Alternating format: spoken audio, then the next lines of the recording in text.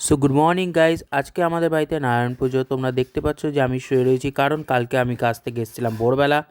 তো আমি তাই ঘুম থেকে উঠতে পারিনি, তাই সব ক্লিপ আমার বোনই তুলেছে।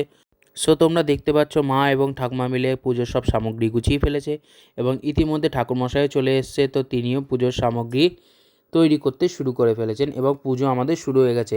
এখানে তোমরা দেখতে পাচ্ছ ঠাকুমা নারকেল কুড়াতে ব্যস্ত, আর তার মধ্যেই আমি দুপুরবেলা ঘুম থেকে উঠে পড়েছি এবং যেহেতু আমার স্নান করা হয়নি বলে আমি দিতে পারিনি, এবং পুজো শেষ হওয়ার পরেই আমাদের ঘরের মধ্যে যজ্ঞ শুরু হওয়ার প্রস্তুতি চলছিল।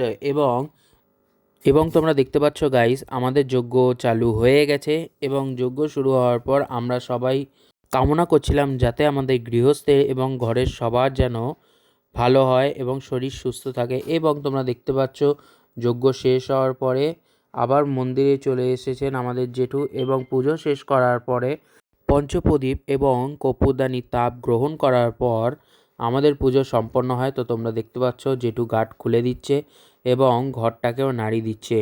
এরপরেই চরণামৃত গ্রহণ করার পর উপোস ভেঙে দিল সবাই, এবং এরপরেই বাবা সিন্নি প্রসাদটা মাখা শুরু করে দিল, যেটি আমরা প্রতিবেশীদের মধ্যে ভাগ করে দিলাম। দেখা হচ্ছে পরের ভিডিওতে। See you, good by.